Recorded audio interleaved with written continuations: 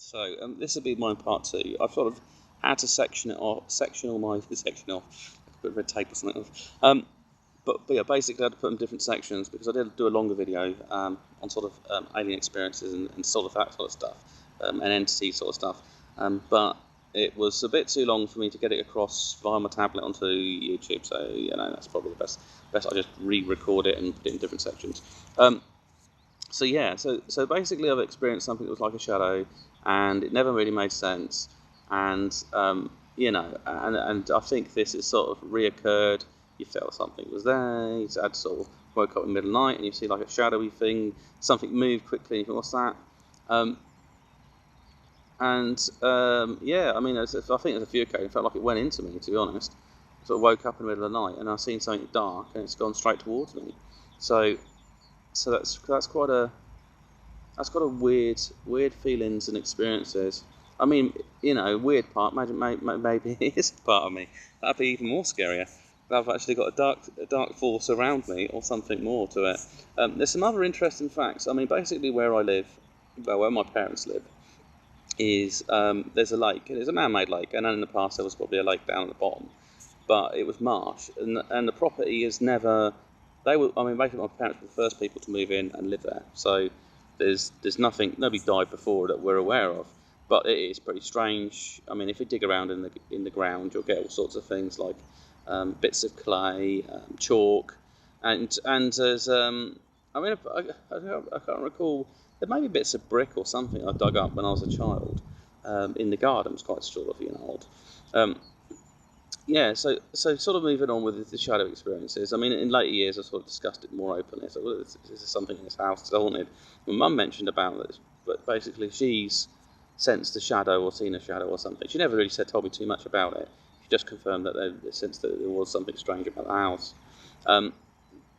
There's other things in Reading as well. That's the town I live in. There's like ley lines that run through it, and there's like a load of them that cross over. There's about 3 rivers, so maybe the ley lines probably have a connection with them rivers as well. And because of where the marsh is, or where the lake used to be, I think there's underground streams possibly, or water that's been mentioned before. I did take some sort of dowser rods, and they were sort of bending over all over the place. So whether that's my experience, or it's just a case of there is something about the ground and energy-wise. So something shadowy, it could be the jinn. I mean, I've explored that possibility because it's dark. There are some other strange qualities that it would walk up the stairs, because if you think of anything that's sort of spooky, you don't imagine it needs to walk up anywhere, just travel. And the noise suggests maybe a portal, something opening or something moving very quickly.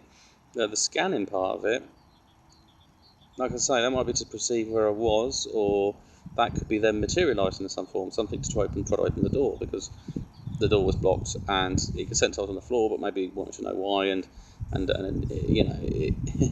maybe I was acting as a barrier being put in there. I'm not too sure, or potentially what might have happened if that being, because with my later sort of research later on in time, is that you have things that you've like dimensional beings, and the idea of aliens that are walking around Earth and doing stuff and relating to different dimensions, and being in sort of higher dimensions that you wouldn't see them necessarily unless they actually sort of transfer between dimensions.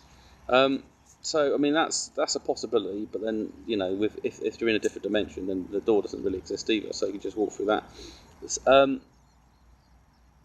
So sort of progressing with different experiences. There was something shadowy and something strange. I mean, still had the nightmares. I had one night. Well, eventually, because I'm not the youngest of my parents' family, and once they've had my sister, I basically got moved into my bedroom with brother. So it's less sort of and I know that there's some people around and less sort of worried, I guess, less concerned, and also as another younger child. So if some weird entities after young kids, it's got another one to play around with. It's probably sounds evil, but I don't recall my sister ever mentioned about having nightmares and things like that. So yeah, basically, so I've gone into my parents' room. Well, not my parents' room. I've gone into with my brothers, and So it's different environment. We've got this like bunk beds and sort of set up in there. There was one experience where basically I woke up and the bed was made in the complete opposite direction.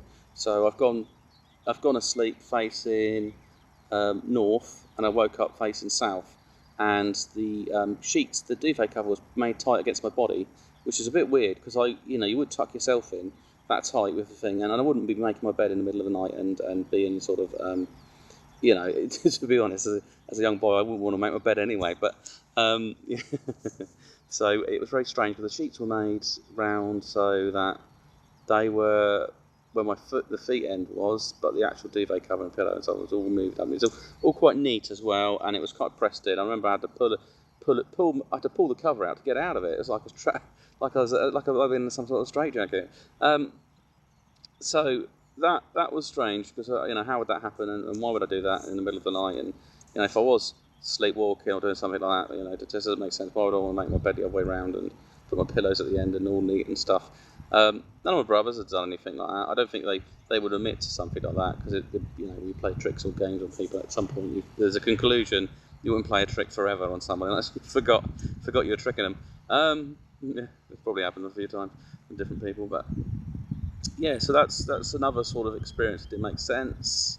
I mean, moving forward in time, when I believe I was about 15, and basically, when I was 15, is that when I come out of my bedroom, and I was going downstairs, and there was something on TV, and I wanted to go downstairs and watch TV, and I looked across into the small room, which was where I used to sleep, but my sister was on this bunk bed or something, and I saw her legs hanging down, and she had this smirk on her face, and I saw her upstairs. I said, "Well, are you going to come downstairs?" or something like that. There's something whatever's on telly. I can't remember now. And I called her name. I